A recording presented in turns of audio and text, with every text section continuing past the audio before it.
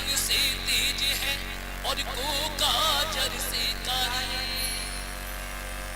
जल से पतला पतला पतला पतला ज्ञान है, जल से पतला ज्ञान है और पाप भूमि से भारी, जल से पतला ज्ञान है और पाप भूमि से भारी, और क्रोध अगन से तेज है और कलंक काजर से कारी, रंग दे चुनरिया रंग दे चुनरिया रंग दे चुनरिया रंग दे चुनरिया शाम पिया।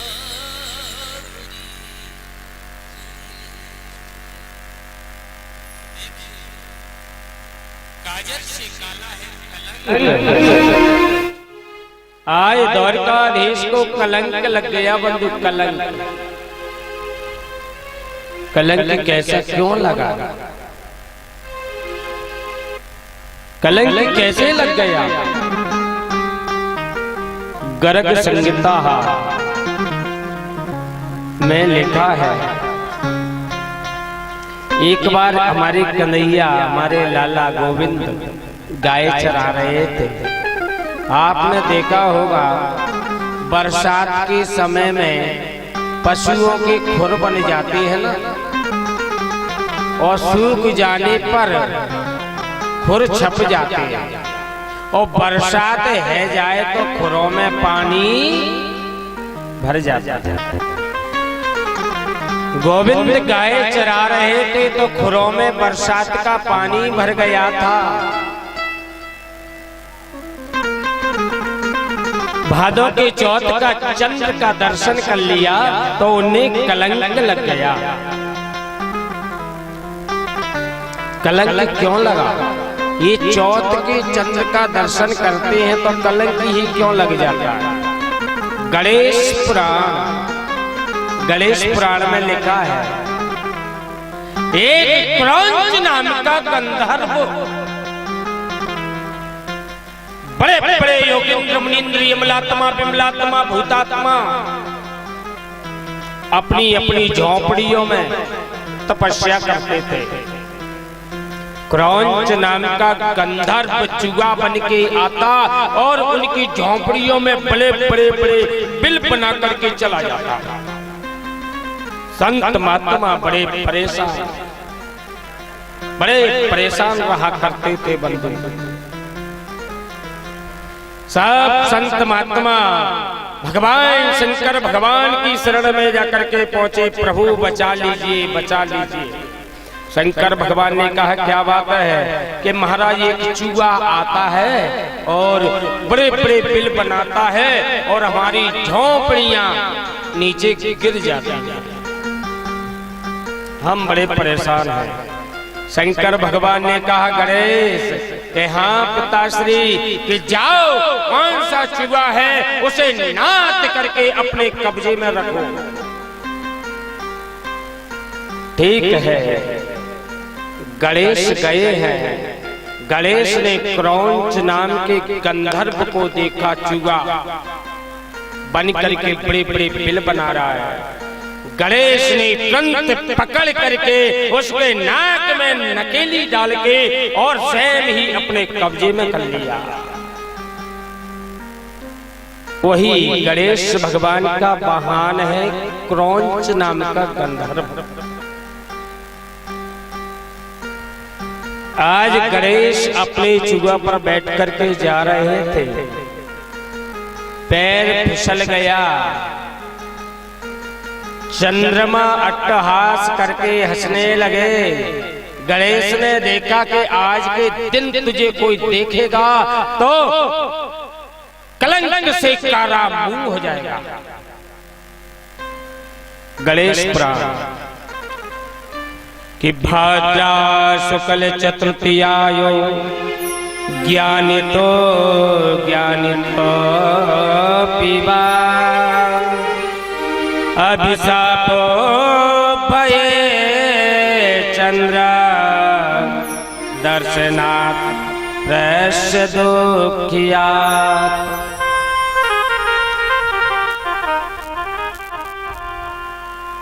आज तुरंत ही गोविंद को कलंक लग गया। देखिए, किसी को कलंक लग जाए। चंद्रमा आया गणेश के पास में, निवेदन करने लगा, महाराज कोई निवृत्ति तो बताइए। धोखे में चंद्र का दर्शन कर लेता है तो उसकी कोई प्रायश्चित तो होगा। गणेश जी ने कहा, तू मेरी शरण में आया है तो मैं एक सीधा उपाय बताता हूँ। देखो भैया, इसका ध्यान देना। कोई धोखे में चंद्र का दर्शन कर लेवे, पत्थर उठाओ, भाटा, भाटा जानते हो? पत्थर, मालवा की भाषा है भाटा, भाटा बोलते हैं पत्थर से। ईंटा को उठाओ और दूसरे के घर में दे मारो। और इस तरीके से मत मारो भैया, उसकी चांद फूट जावे। ऐसे मत मारो तो मकान मालिक दो अच्छी तरीके से सुना देवे तो वो कलंक दूर हो जाता है। आज गोविंद को कलंक लगा था, वो भादों के चंद्र का दर्शन किया तो करणे करणे जपंजना।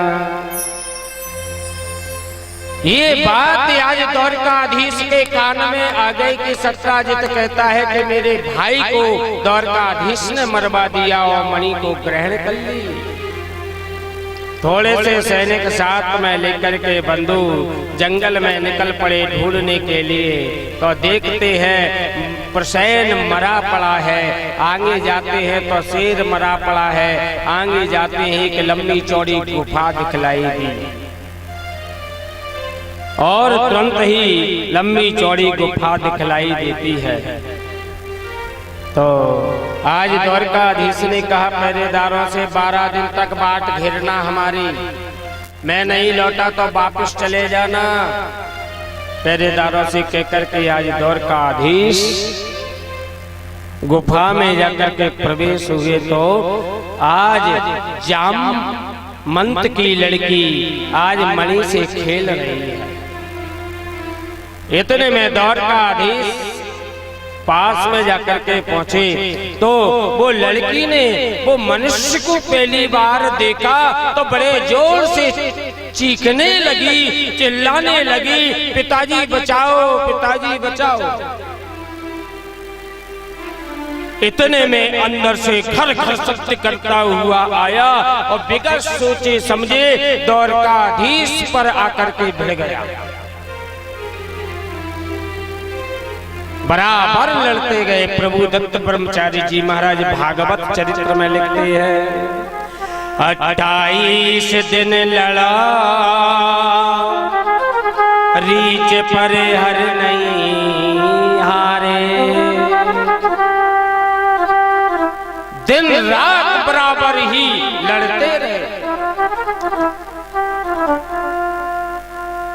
एक दिन नहीं, 2 दिन नहीं, 10 दिन नहीं, 20 दिन नहीं, 28 दिन बराबर लड़ता रहा महाराज। रात दिन लड़ते रहे। आज श्री कृष्ण ने, गोविंद ने एक इतने जोर से चांटा मारा, धड़ाम से नीचे आकर के गिरा। पूरी नसें ढीली है गई। हाथ जोड़ा कि महाराज आप कौन है?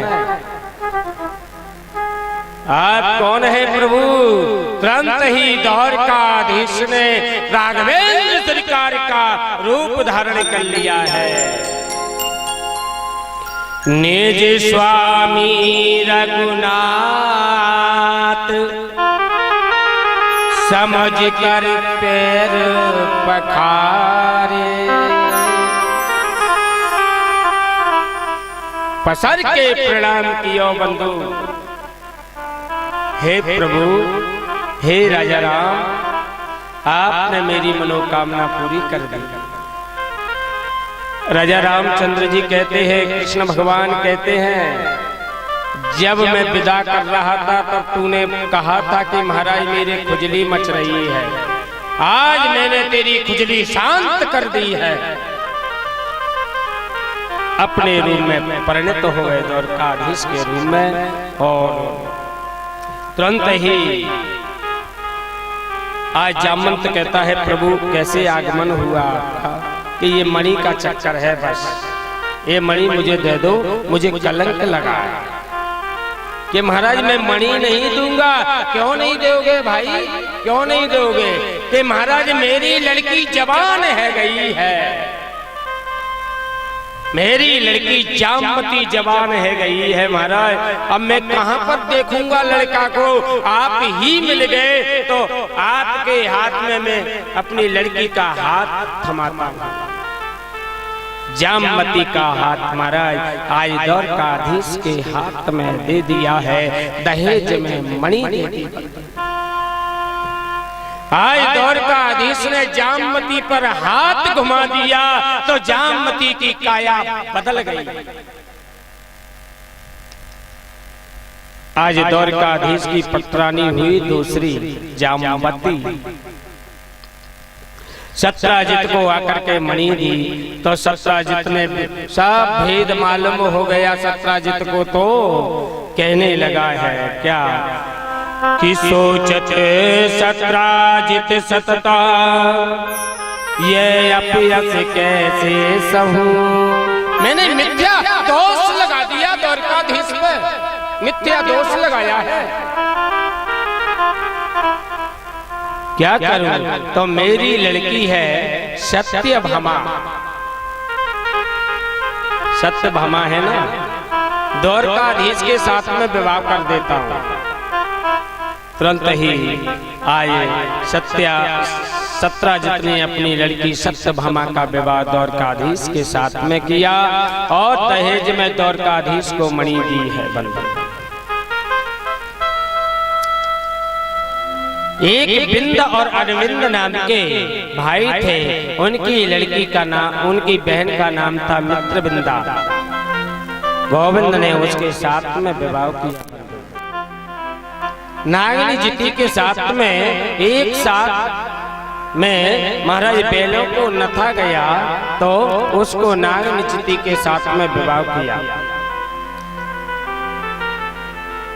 एक युवती महाराज जमुना किनारे एक पैर खड़े होकर के, एक पैर से कि ऊर्ध्व बाहु नभो दृष्टि